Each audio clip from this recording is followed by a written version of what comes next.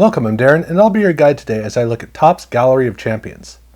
This is something from the 1980s that is a really interesting, it's a period of transition that was going on between basically the old world of cards and the new world of cards, and it's a unique feature of kind of the necessity of Topps evolving into the modern card company that it is today. And it begins basically by looking at what Topps was in the 1970s and becoming in the 1980s.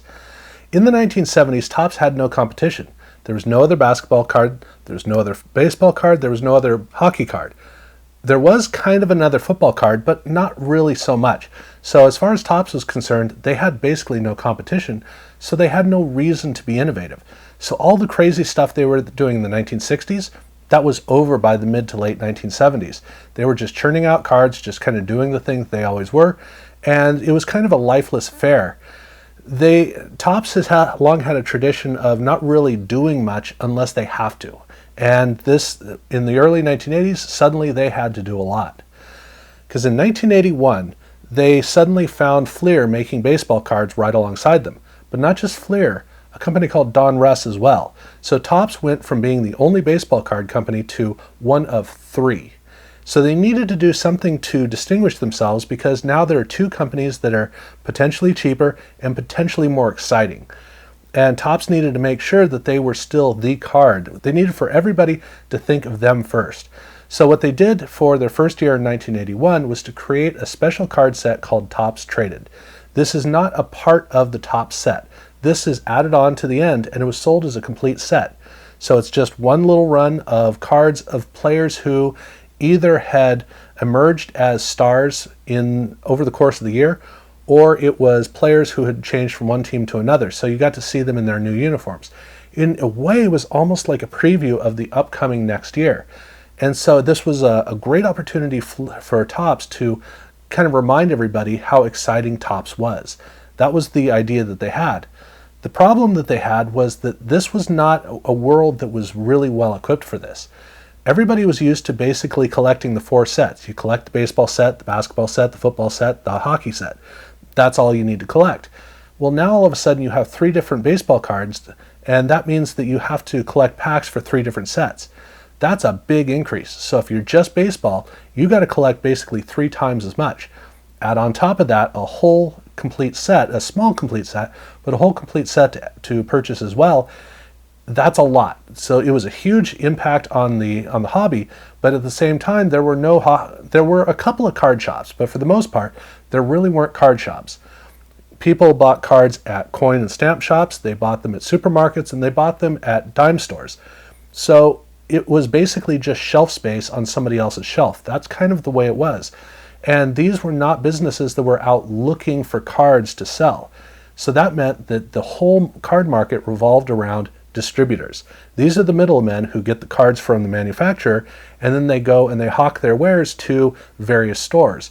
And these guys are really the engines to drive an emerging market. They're kind of like door-to-door salesmen in a way. And so in the third year of making Topps Traded, Topps decided to do something to kind of inspire these door-to-door salesmen, to get their distributors to really want to invest in getting these cards, or at least thank them for their efforts.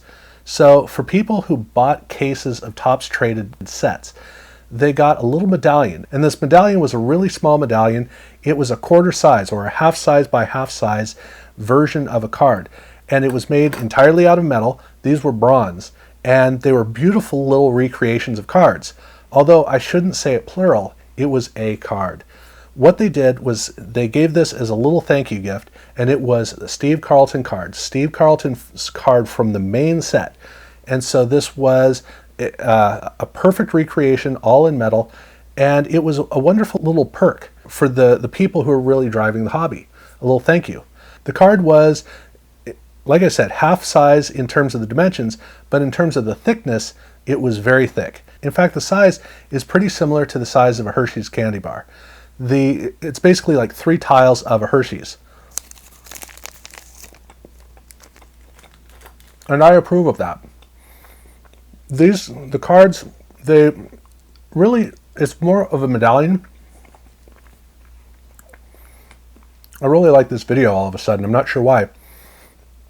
And so for me, I'll probably skip between saying that they're cards, medallions, or tiles. They're kind of all three at the same time.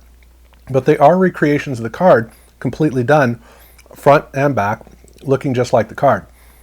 So for the first year here in 1983, as this little thank you for the distributors for going out and selling these cards, it was a fun quirk that seemed to work pretty well. But the big thing was it was a great idea. It was a fun idea for the potential that it had. So in 1984, Topps decided to really lean in, and they did once again make a 1984 card to give away to distributors who purchased the Topps traded sets. But they expanded beyond that, and they did a full 12 card set as well, called Topps Gallery of Champions. Now all 12 of these cards in the Gallery of Champions are different from the one card that had been given to the distributors. So that means there were 13 total bronze cards. The cards that came in the Topps Gallery of Champions set, they came in a leather case, and that case it's not leather, it's leatherette, but it came in a case with a snap tight latch, and inside they had red or maroon leather, and inside they have a certificate of authenticity, and then they have a beautiful velvet case with all 12 of the cards, the medallions set inside, and all of the medallions have a little notch that they sit inside of. The notches are perfectly sized for each card, which begs the question, how do you get them out? Well, there's a little notch right down at the bottom of each one of these little cubbies, and if you push down at the bottom of the little medallion card, it pops up on the other end and you can pull it out. So this was a well-conceived card, but it was a beautiful case. The case with the leatherette on the outside, with the felt on the inside, the bright color inside. It was a gorgeous creation. And so for this was essentially the beginning of high-end cards sold to a high-end market. That's really what these were. And the whole set was done in bronze, but they also did a set in silver as well. So that meant you could get a mid-tier and you could get an upper-tier version of this same set. So they were not messing around. And this wasn't the only thing that they came up with for higher-end collectors here in 1984. They also kicked off their Topps Tiffany card set. And Topps Tiffany is the regular card set, but instead of using the normal Topps card stock, they used a better card stock and a solid glossy finish, a high gloss finish over the outside of the card.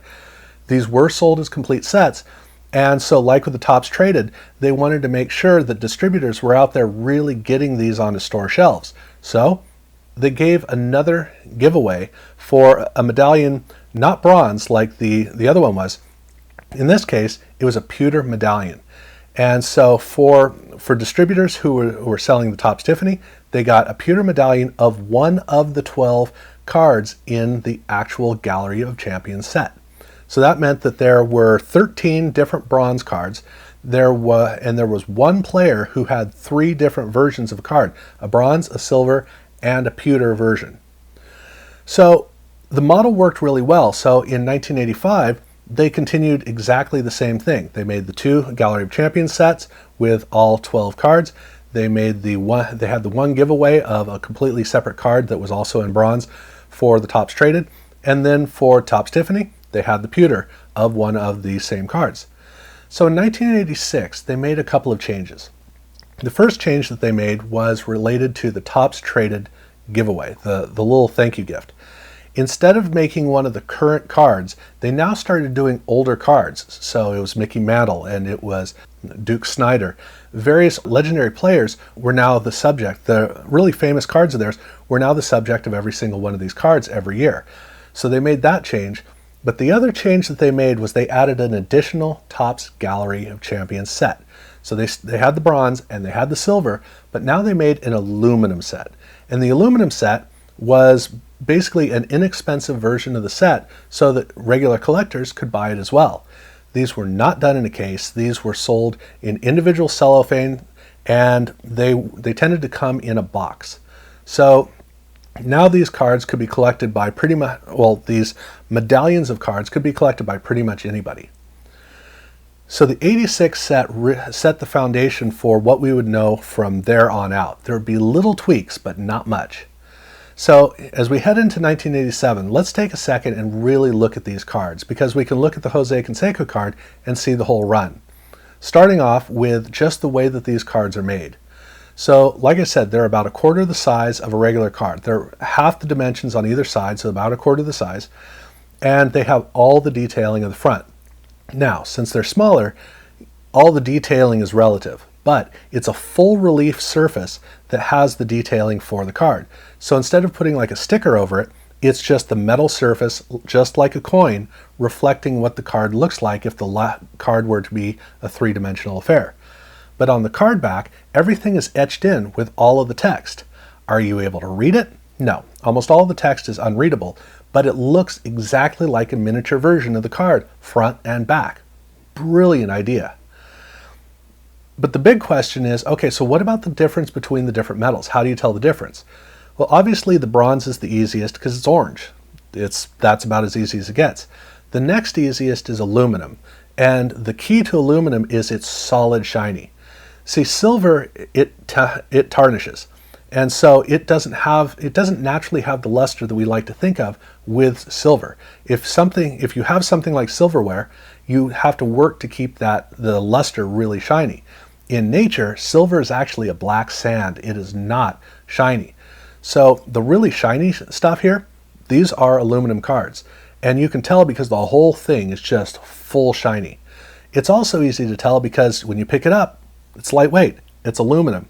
So in both ways, it's easy to tell. So that brings us down to what's the difference between the silver and the pewter. They're almost identical.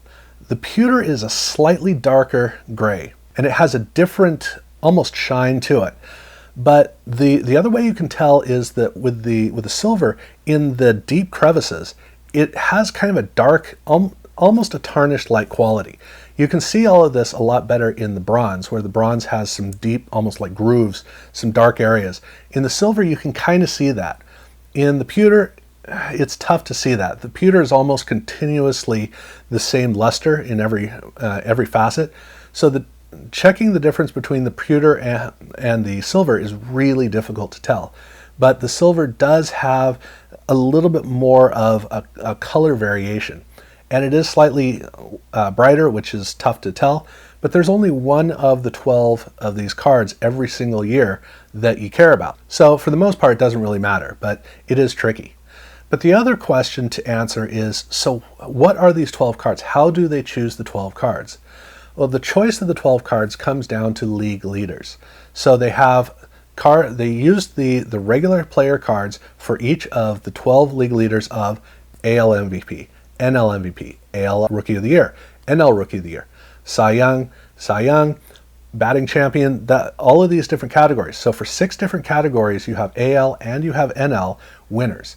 And it makes it kind of interesting to really see who these players were because they don't tend to be the superstars. A couple of superstars are in here, but for the most part, you can see that in baseball, any player has the ability to have a really good year, and that's kind of the model that they go by. So these sets are not the superstars. These sets are the players who achieve the most in their year. And every year there is at least one superstar in it, but it's just not laden down with stars. So in 1988, the model continued, but they did something else that was really interesting in 1988, which was they decided to lean more heavily into the Gallery of Champions. They really wanted to sell these cards. And the first step that they made was they made a case for the aluminum cards. And so this case is gray, is the color. It does not have a latch on it. So these are just, the hinge is what keeps it shut. It has a black interior, and otherwise it is basically the same, just not as nice, not as fancy, but it does have a certificate of authenticity. So for 1988, they made a formal Gallery of Champions in aluminum to be sold on store shelves the way that the other two had been made. And they were so excited about doing this that they really ramped up production. Unfortunately, there was not enough of a market, so the production was so intense that right now these are all over the place. If you're looking at this going, I'd really just love to have one of these sets. The 88 aluminum is super cheap to get. super easy to get. Not going to cost a lot. You get one of these sets in a display case. It's really cool. It's an inadvertent perk that happens every once in a while, and so we do get to enjoy it. Now, starting with 89, they would change production, so those are a lot harder to get. But for the 88 set, this is an easy one to get. And because they were ramping up their efforts to sell these, they also made a change in terms of the Topps Tiffany award, the pewter card. Instead of the pewter medallions being given away for Topps Tiffany sales, it now shifted over to the Gallery of Champions sales. So for the distributors who were selling these cases to various stores, now this was what they were receiving the pewter medallion for. So for 1989, basically it was the same as before. 1990, basically the same as before. And 1991, again. So they continued this all the way through 1991, and then it was time for Topps to make a major change because the card industry was changing, and where you could sell these interesting little standalone sets, that wasn't the case anymore. And Upper Deck would pick up the mantle, well, they and Score Pinnacle would pick up the mantle of selling interesting sets alongside their main sets, but Topps wanted to pull back and really focus on their main card sets. And so Gallery of Champions was one of the many things that they abandoned in 1990, and in this case, 1991. But that's not the end of the story, because in 1991 they did launch their Stadium Club set, which had a members-only club. And the members-only club had this interesting, they really wanted to cater to collectors and to speak to collectors on a very personal level. And so, among other things, they gave away a charter member gift box. And in this gift box, there were various items, including a medallion of the Nolan Ryan card from the members-only set. And this is a full-size medallion. So it is the same dimensions as the regular card. It's the same thickness as the cards that we've been looking at, the Gallery of Champions. But this is a solid bronze card, and it looks a little bit different because the actual card has Nolan Ryan in front of a sky and has some clouds. And so this card looks weird in that regard, but it is a full-size medallion. And for some of the people who received cards, instead of getting that, they actually got a different one, which is the 1990 Topps card of Nolan Ryan. And this is some people like to refer to this as a Gallery of Champions card. It's actually not. The Gallery of Champions card for 1990 is obviously quarter size and was in the set, and it is the same as this. So there is a very marked difference between the size of the two, but this was not with the Gallery of Champions. This was in 1991 with Stadium Club that they released it. But it is the same, and on the back it's actually readable, which is interesting. But it was a far more rare release than the Stadium Club. So these were the last little forays into this kind of a card, and Topps there'd be a little something here and a little something there that would pop up later on down the road. But basically from 1983 through 1991, and in addition, the 1991 Stadium Club releases, this is a very unique group of cards that were all done by Topps, either sold as sets or as thank yous to distributors, that were mini versions of cards, and then Stadium Club full-size versions of cards. And it's a wonderful little tradition, really fun to have. And that is basically the extent of this story. So I'm gonna leave this off. I'll look at the Stadium Club more when I get into the Stadium Club members only. That'll be another video. But I think that wraps it up for this. So I appreciate your watching this. I hope, if you have any questions, definitely let me know. And check out my other videos if you haven't had a chance. Subscribe if you haven't done so already. And thank you very much for watching.